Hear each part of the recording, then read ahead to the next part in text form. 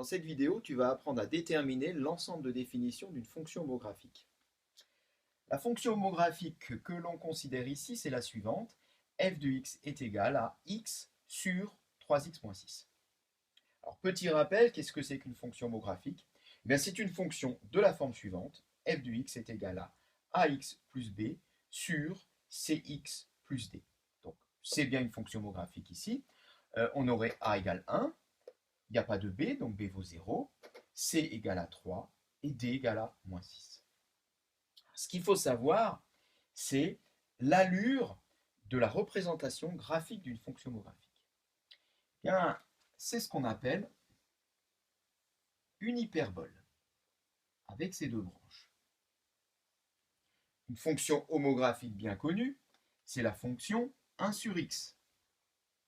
Fonction inverse, qui est aussi représentée par deux branches d'une hyperbole. Si on s'intéresse à l'ensemble de définitions d'une fonction homographique, c'est tout simplement parce que celle-ci n'est pas définie partout. On voit que, par exemple, pour cette valeur de x, on trouve une valeur de y. Pour cette valeur de x, on trouve une valeur de y. Pour cette valeur de x, on trouve une valeur de y. Mais il y a un trou. Il y a un trou, alors par exemple, ici, il semble être à l'origine. Pour x égale à 0, on a beau chercher, on n'arrive pas à raccrocher la branche. Ce trou-là fait que l'ensemble de définitions connaît une valeur interdite. Et pour les fonctions homographiques, c'est la recherche de cette valeur interdite qui va nous intéresser. Où est le trou pour la fonction f? Ce trou vient tout simplement du fait que lorsque j'écris ceci, je n'ai pas le droit d'avoir ici un dénominateur qui s'annule. Car en mathématiques, il est interdit de diviser par 0. Donc, si je n'ai pas le droit d'avoir un dénominateur qui s'annule, on va chercher où le dénominateur s'annule, c'est-à-dire pour quelle valeur de x 3x moins 6 est-il égal à 0. Je vais résoudre cette petite équation et la solution de cette équation va nous dire pour quelle valeur de x j'ai le trou, c'est-à-dire j'ai ce qui sépare les deux branches de mon hyperbole. Allons-y, 3x moins 6 est égal à 0. Cela revient à dire que 3x est égal à 6.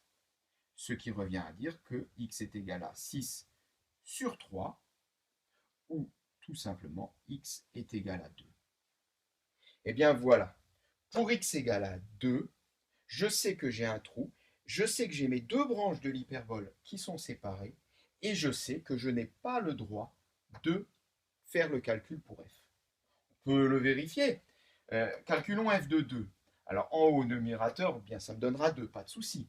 Mais en bas, si je remplace par 2, ça va me donner 3 fois 2, 6, moins 6, 0. J'ai donc 0 dénominateur, je ne peux rien en faire, on n'a pas le droit.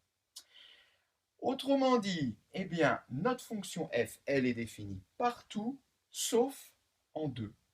On écrira que l'ensemble des définitions de f, on peut l'écrire d si on veut, est égal à, partout, on va de moins l'infini jusqu'à 2. On exclut 2 qu'on ne veut pas, union, on repart de 2 pour aller jusqu'à l'infini. Voilà, ça c'est une façon de le noter. Donc en fait, on a tous les réels sauf 2, où j'ai un trou sur la réunion de ces deux intervalles.